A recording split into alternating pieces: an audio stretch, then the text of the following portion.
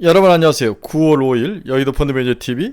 오늘은 로봇주 중에서 대표적인 종목 SPG하고 SBB텍에 대해서 한번 같이 알아보도록 하겠습니다.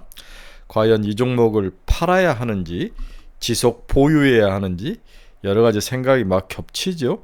오늘 저 먼저 윗꼬리 달고 내려오는 종목도 있었고, 아니면 또 바닥에서부터 치고 올라가는, 시작하자마자부터 시작해서 지속적으로 높은 가격에서 유지하면서 안 빠진 종목들만 섞여 있는데, 과연 로봇이 어떤 모습으로 우리에게 다가오고 또 우리가 어떤 전략을 짜야 하는지, 우리 감속기 기업의 대표적인 기업 SPG하고 SBB텍을 통해서 한번 살펴보도록 하겠습니다.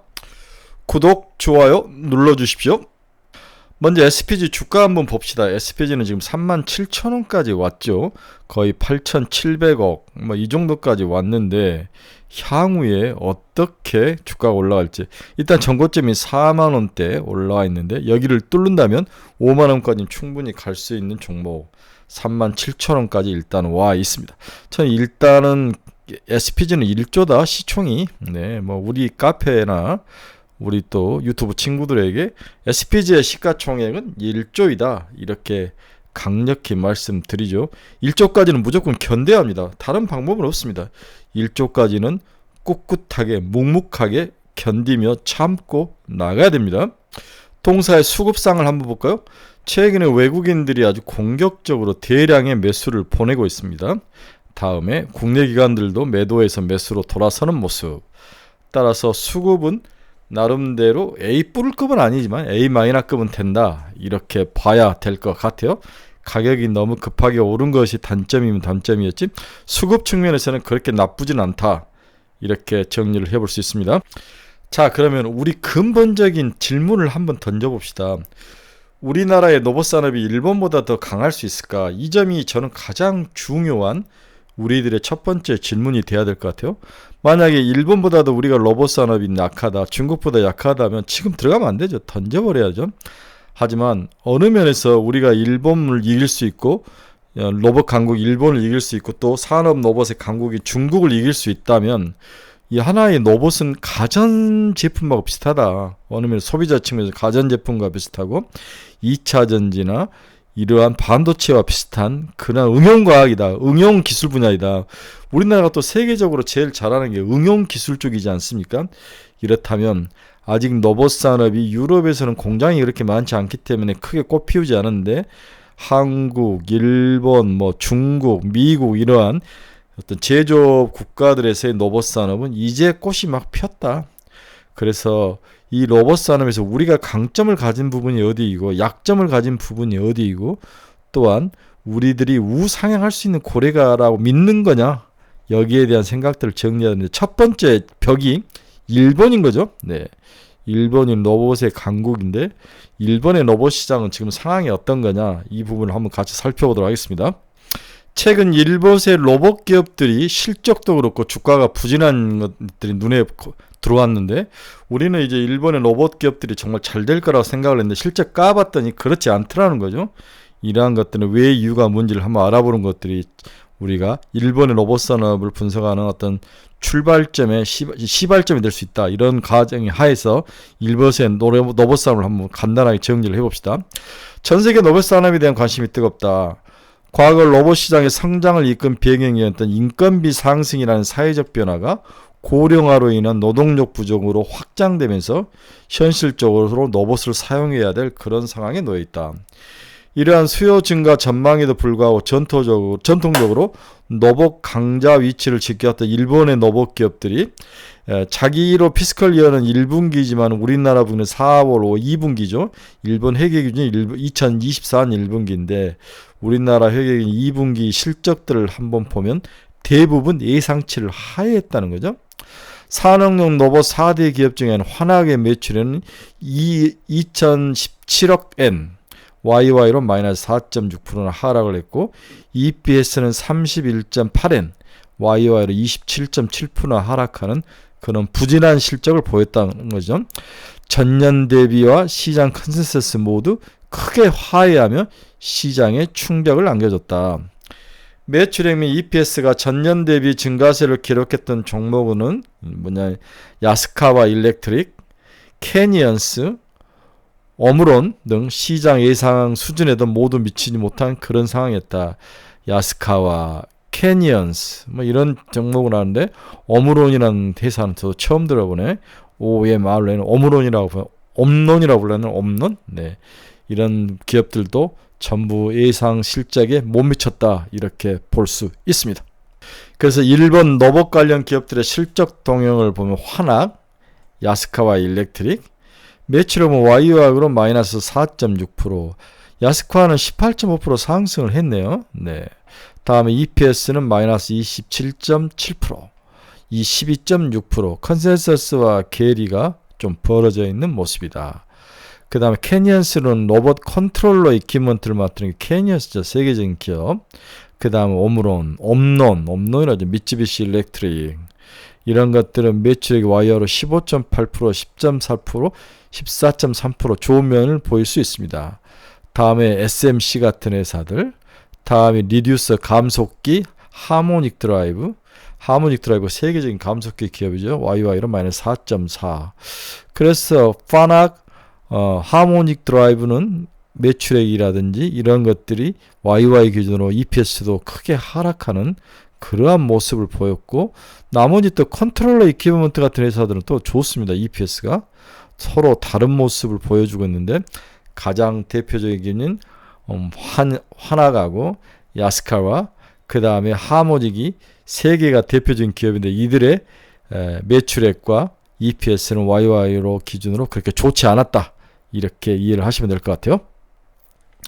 여기에 뉴메릭 이퀴먼트라는 것은 저도 잘 몰랐는데 찾아보니까 공기압, 압축 공기, 공압으로 이루어진 로봇 그런 장비를 말하는 것 같아요.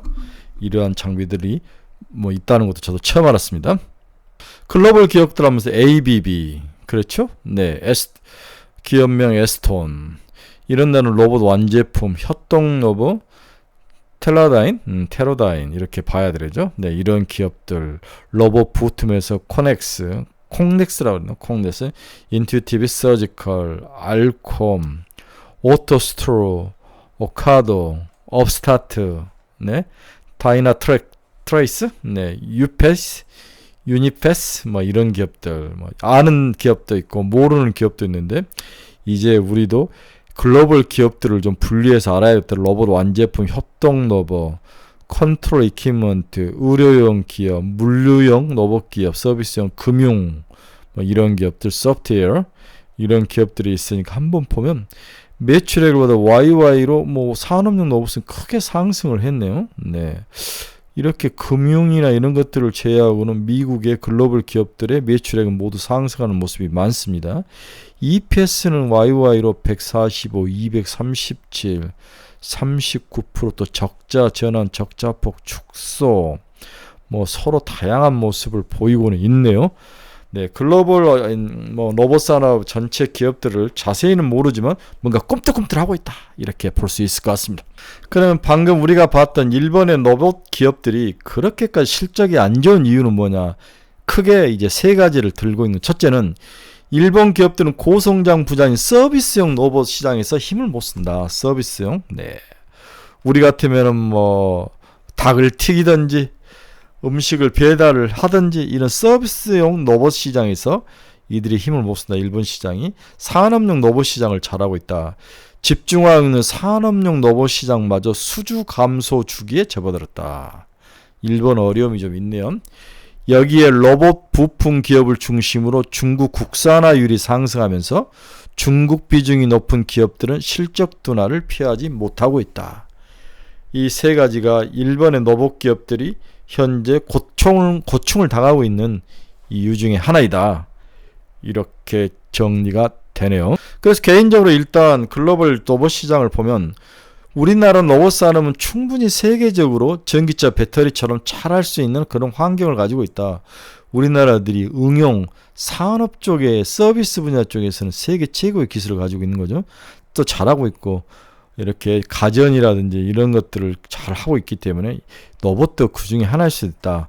로봇은 가전 제품이자 전기차 배터리와 같은 다양한 용도가 섞여 있는 거죠. 응용성이 굉장히 높습니다.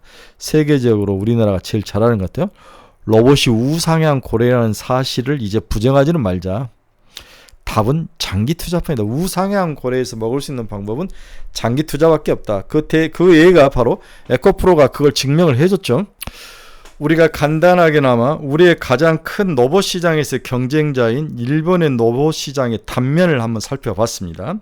세 가지 이유로 일본의 로봇 시장은 우리가 생각한 만큼 그렇게 화려하거나 경쟁력이 있어 보이지는 않는다. 물론 기술력이 있죠. 기술력이 있는 것과 경쟁력이 있는 것이 꼭 일치하지는 않다라고 생각을 하셔야 됩니다. 자, 그래서 오늘 구체적인 종목으로 감속기 그리고 SPG와 그 다음에 SPB텍, 감속기 관련된 우리나라에서 그래도 꽤나 기술력이 있는 두 개의 기업을 한번 간단히 분석해 보도록 하겠습니다. SPG는 감속기 제조업체이다. SPG는 표준 AC/DC 모터, BLDC 모터, 감속기, 콘덴서 컨트롤러, 산업용과 가정용에 널리 사용되는 모터 감속기를 개발 제조하는 정밀 제조용 모터 및 감속기 부품 전문 기업이다. 매출 비중 76%가 글로벌 정밀기계 부품으로 글로벌 시장에서 나오고 있다. 일단은 이제 뭐라는 회사인지는 알 수 있겠죠. 자, 여기서 우리가 모터가 종류가 여러 가지가 있는데 AC, DC 모터가 있고 BLDC 모터, 감속기, 콘덴서, 컨트롤러, 이 중에서 BLDC 모터라는 게 있는데 와, 저도 이걸 거의 이해가 안 돼요. 브러슬리스 DC 일렉트릭 모터인데 그냥 우리 통돌이 모터, 우리 그 세탁기 있죠. 통돌이에 사용되는 그런 모터인 것 같은데 최근에 많이 사용되는데 정확한 의미는 저도 잘 모르겠습니다. 그래서 SPG는 스마트 팩토리에 모두 사용되는 관련된 로봇과 관련된 그러한 모터와 감속기를 공급을 하고 있다. 자동 공급 이송 시스템 BLDC와 스텝 동력 모터를 공급하고 있고 자동화 창고 시스템도 BLDC 모터하고 STEP 모터를 공급하고 있다. 무인 운방 장치에도 BLDC 모터를 공급해주고 있네요. 산업용 로봇 시스템은 우리 SR 감속기하고 SH 감속기. SR 감속기는 좀 큰 마디를 움직이는 거고 SH 감속은 6개의 보통 마디로 되어 있는데 우리 사람의 관절과 같은 것은 SH 감속기다. 이렇게 보는 거죠. 따라서 동사는 다양한 어떤 모터와 그리고 감속기를 산업용으로 많이 보급을 하고 있다. 이렇게 볼 수 있는 거죠. 동사에 보면 매출이나 매출 비중 같은 걸 한번 보면 가전 부품의 약 67%가 사용되고 산업 자동화가 33%의 감속기를 팔고 있다. 이렇게 볼 수 있습니다. 한국 21.7%, 삼성, LG, 코웨이, 위닉스, SFA 반도체, 톱텍, DMS, 로보스타 등의 필요한 감속기를 연결해주고 있는 거죠. 네, 중국, 미국, 유럽, 일본, 기타. 그래서 우리 삼성, LG, 코웨이, 위닉스, SFA, 톱텍, DMS, 로보스타. 한국의 감속기가 필요한 가전제품에는 전부 동사에 모터가 들어간다. 이렇게 볼 수 있는 거죠. 감속기가 들어간다.